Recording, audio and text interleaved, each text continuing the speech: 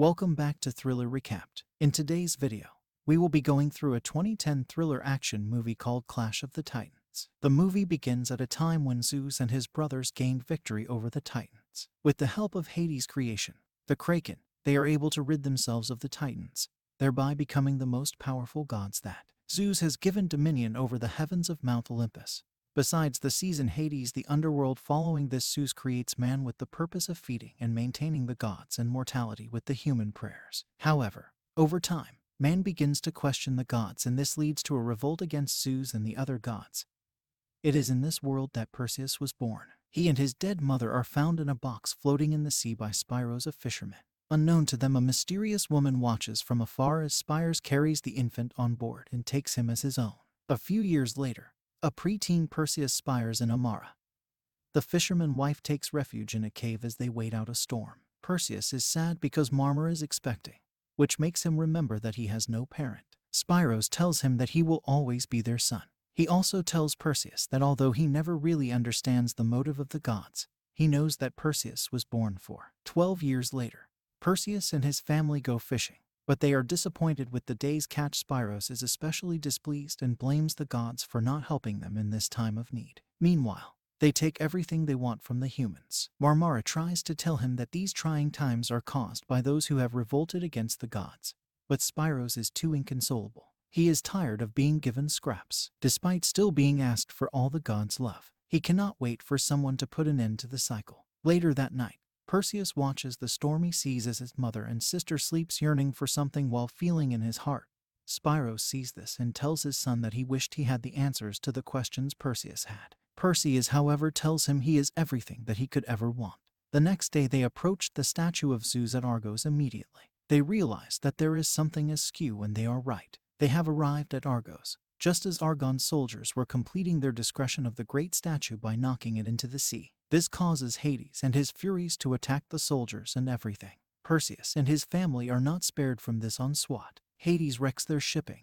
Despite his best efforts to save them, Perseus loses his entire family as they are caught in the wreckage underwater. Meanwhile, Zeus holds court with the other gods on Mount Olympus. He is incensed at the situation at hand. He cannot believe they reward his love with such. Hades tides Zeus for being too soft on the humans. He proposes that they must teach the humans a lesson for their insolence. Zeus agrees, unleashing Hades. Back on Earth, soldiers take the shipwright Perseus to the Argon Palace, where King Cathy and Queen Cassiopeia are celebrating their shallow victory over Zeus. Their daughter, Princess Andromeda, chastises them for celebrating their victory while ignoring the peril they bring to their people by defying the gods. This falls on deaf ears, and her mother even declares they do not need the gods as they are capable of ruling themselves and creating.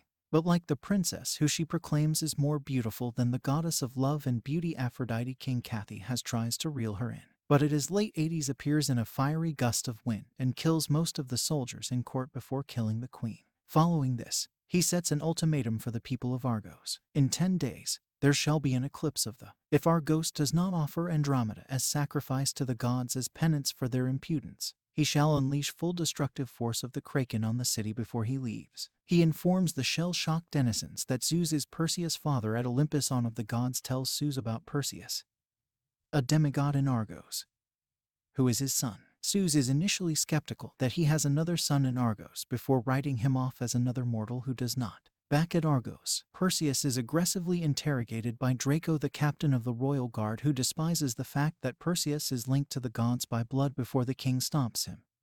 He appeals to Perseus to help him save his daughter from the gods, but Perseus does not even believe he is a demigod. Moreover, some even whisper that they should give in to Hades, and the kerfuffle. Perseus is imprisoned by the guards. While under custody, Perseus is visited by the mysterious woman who watched as Spyros rescued him from the sea as an infant. She reveals herself to Io, a woman who was cursed by God after refusing his sexual advances. She also confirms that he is indeed the son of Zeus after King of Christmas. Let us see John. Olympus, in defiance to the authority of the gods, Zeus impersonated him in order to impregnate his wife Deme. When the king discovers this, he is driven to insanity. He kills his wife before sealing the infant Perseus in her coffin with the purpose of launching them into the sea. Just as he is about to, Zeus strikes him of lightning, performing. Being a demigod, Perseus survived in order to carry out his life's purpose to kill the Kraken. Although we could care less about this, He agrees to kill the Kraken because its death means he can get his hands on a weekend. Hades, the god who killed his family in the scene.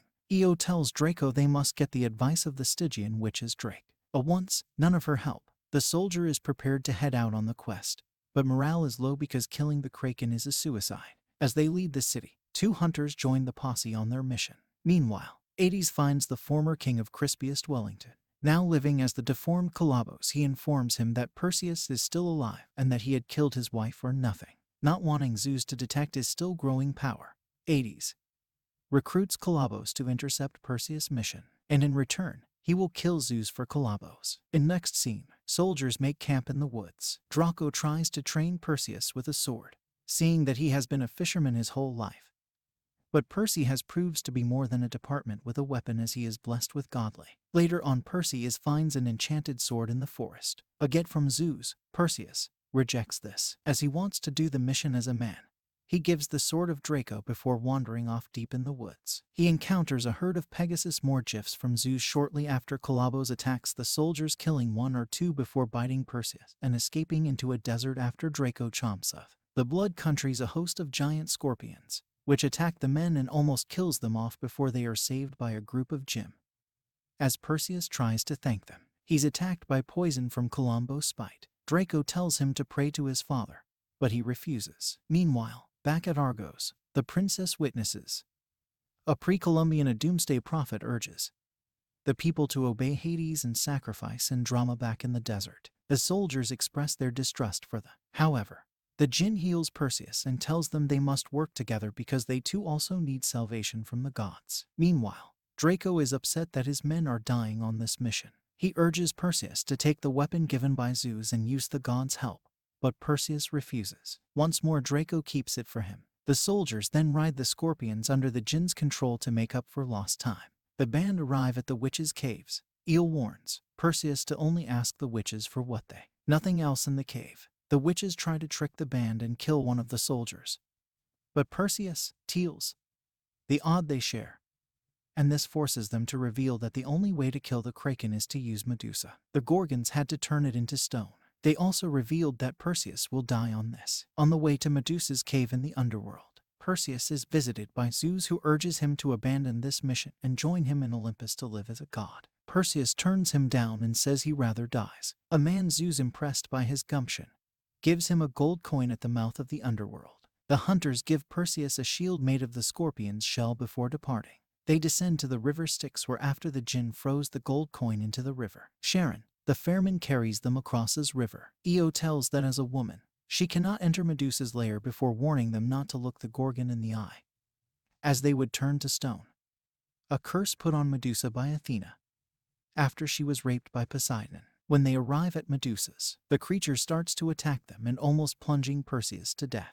All the men are killed off by the cunning and invasive Medusa, including turning Draco into a stone, and Jinn explodes. After being captured, Perseus uses the underside of his shield to see her with his back turned, finally manages to lop the Gorgon's head. Perseus' victorious emergence from Medusa's lair is cut short when Io is brutally stabbed by Colombo's Perseus, and Colombo's fight ending the battle after Perseus picks up the Olympian sword displays. Colombo's, having recovered his sanity at the point of death, warns Perseus not become like the gods before plunging his death over a cliff. Io urges Perseus to return to Argos to save the princess, but he waits until she dies, as he cannot leave someone who had watched over him his whole life at her. She dies in her essence. Ascends moment later. A black Pegasus arrives and takes Perseus to Argos. Meanwhile, at Olympus, the eclipse is almost near, and at Hades' prodding, Zeus orders the Kraken to be released as the Kraken approaches, where Cobian leads a crowd who break in and abducted Drama in order to offering her as sacrifice to him. Biting her at a cliff edge as the city falls on Olympus, Hades finally pounces on Zeus, revealing that he is feeding off the people's fear and has gained the power. He needs to overthrow Zeus and turn. Zeus brilliantly reveals that Perseus is on his way to save the day in Argos. Hades returns to Argos, and with his theories, he intercepts Perseus and steals the Gorgon's head after a maddening chase around the falling sick. Perseus reclaims the head and uses it to turn the creek into stone, stopping it right before it takes the princess property and tries to go Perseus with a spear. But Cathy has stops him, dying as he takes the full brunt of the spear himself. The stone creak and crumbles, killing Procopen with its rebel and plunging and drama into the sea. Hades appears and tries to take Perseus, but the demigod, with his sword enhanced by Zeus' lightning, stabs Hades and banishes the god into the depths of the sea. After this, Perseus dives into the sea and rescues the prince. When they come to at the beach, the princess requests that Perseus becomes king of Argos, but he turns her down before riding off with the Pegasus.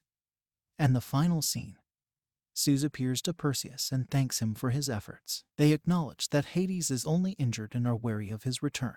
Zeus offers him a place on Olympus once more, but the demigod turns him down. Seeing he cannot convince his son to follow him, he leaves his son with one final gift, or revive Dio. Now you see this video on the screen. This is a video that YouTube thinks it's suitable for you, and in most cases they are never wrong. Click it now before it disappears. Anyway, subscribe now, and if we get to 50k likes, I will make a part 2 of this film. Until then, stay thrilled.